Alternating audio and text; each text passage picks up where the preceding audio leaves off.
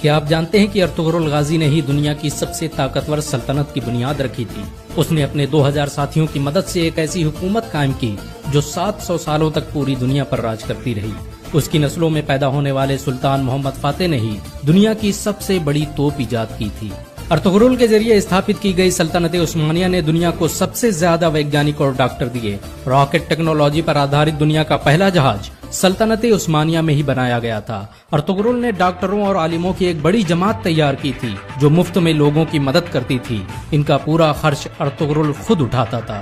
Ertugrul اکیلا انسان تھا جس سے منگول بھی دہشت کھاتے تھے۔ 13ویں صدی عیسوی میں جب منگولوں نے مسلمانوں کے سارے بڑے شہر تباہ کر دیے تو ارطغرل نے سوغوت میں دنیا کی سب سے طاقتور سلطنت کی بنیاد رکھی۔ ارطغرل کائی قبیلے کے مشہور شاسک سلیمان شاہ کا بیٹا تھا۔ سلیمان شاہ اوغوز کی نسلوں سے تھے جنہوں نے چین سے بھاگ کر ایران اور شام میں پناہ لی تھی۔ آپ کو یہ جان کر حیرانی ہوگی کہ چین میں آج جن اوئیگر مسلمانوں پر ظلم ہو رہا ہے وہ اوغوز کی نسلوں اور ارطغرل کے خاندان سے تعلق رکھتے ہیں۔ بہت کم لوگ جانتے ہیں کہ ارطغرل غازی نے قرآن کو اپنا سنویدھان بنایا تھا۔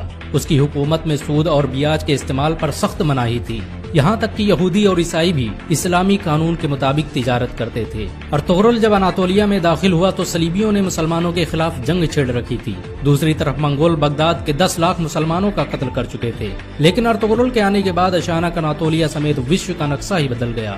ارطغرل کی شجاعت اور ہمت سے دشمن بھی کانپتے تھے۔ اس نے اپنے چند ساتھیوں کی مدد سے چنگیز خان کی فوجوں کو گھٹنے ٹیکنے پر مجبور کر دیا۔ صلیبیوں اور منگولوں کے خلاف ارطغرل کے جذبے کو دیکھتے ہوئے سلجوقی سلطان علاء الدین کیقوباد نے اسے انکارا کی زمینوں کا مالک بنا دیا۔ ارطغرل قرآن کے بنائے اصولوں کے مطابق حکومت کرتا تھا۔ اس کی نظر میں سب برابر تھے، یہی وجہ ہے کہ اس سے پربھاوت ہو کر بہت سے لوگ مسلمان بن گئے۔ چنگیز خان کے سپہ سالار اور صلیبی کمانڈروں نے بھی ارطغرل کے ہاتھوں اسلام قبول کر لیا۔ اناطولیہ کی سرحدوں میں آ کر ارطغرل نے سب سے پہلے سوغوت کا قلعہ فتح کیا۔ یہ وہی قلعہ تھا جہاں پر ہزاروں مسلمان قتل کیے گئے تھے۔ سوغوت کو فتح کرنے کے بعد ارطغرل نے وہاں ایسا نظام قائم کیا کہ وہ سلجوقی سلطنت کا سب سے امیر شہر بن گیا۔ اس کی حکومت میں یورپ کی ایک بڑی آبادی ویاپار کرنے سوغوت آتی تھی۔ ارطغرل بڑا ہی انصاف پسند تھا۔ اس کی تلوار ہمیشہ میان سے باہر رہتی تھی۔ سلجوقی سلطنت کے خلاف سازش رچنے والے سعد الدین کوپک سے لے کر کمانڈر ڈریگوس کو اس نے سرعام قتل کر دیا تھا۔ ارطغرل نے جس سلطنت کی بنیاد رکھی اس نے ماتر 100 سال کے اندر ہی آدھی دنیا کو فتح کر لیا۔ اس سلطنت کی سرحدیں ایشیا سے لے کر یورپ اور افریقہ تک پھیلی ہوئی تھی، یہاں تک کہ پورا بھومدھیہ ساگر خلافت عثمانیہ کے قبضے میں تھا۔ 17ویں صدی عیسوی تک دنیا کی آدھی دولت سلطنت عثمانیہ کے قبضے میں تھی۔ جاپان، روس اور فرانس جیسے دیش ترکی کی خلافت عثمانیہ سے قرضے لیتے تھے۔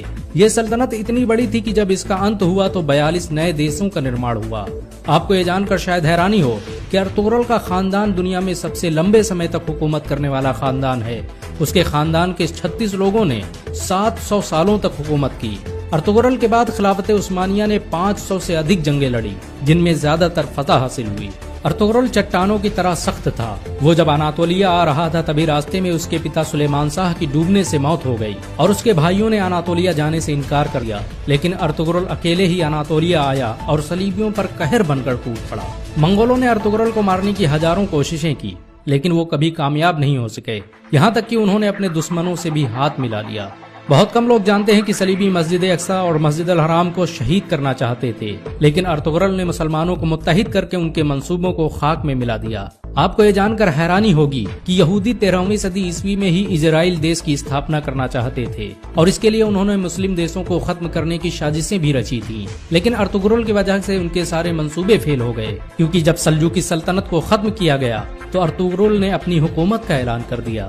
1923 میں جب ترکی کی خلافت عثمانیہ کا انت ہوا تو دستاویزوں سے پتہ چلا کہ خلافت عثمانیہ کو ختم کرنے کے لیے کئی سو سالوں سے سازشیں کی جا رہی تھی، یہاں تک کہ بہت سے یہودی مسلمانوں کے بھیس میں مسجدوں میں امامت کرتے تھے تاکہ مسلمانوں کے دلوں سے خلافت کی اہمیت نکالی جا سکے۔ ارطغرل نے سلجوقی شہزادی حلیمہ سلطان سے شادی کی تھی۔ اس کے دوسرے بیٹے عثمان کے نام پر ہی اس سلطنت کا نام خلافت عثمانیہ رکھا گیا۔ ارطغرل کے بیٹے عثمان نے جب ترکی میں عثمانی کرنسی کی شروعات کی تو اس پر چھپنے والا پہلا نام ارطغرل غازی کا تھا۔ 2014 میں ترکی کے راشٹرپتی رجب طیب اردوغان کے کہنے پر ارطغرل کی زندگی پر ایک ڈرامہ بھی بنایا گیا۔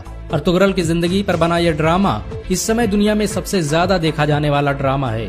اسے 90 سے ادھک بھاشاؤں میں انواد کیا جا چکا ہے اور دنیا کے 150 سے ادھک دیش اس کا لائیو پرسارن کر رہے ہیں۔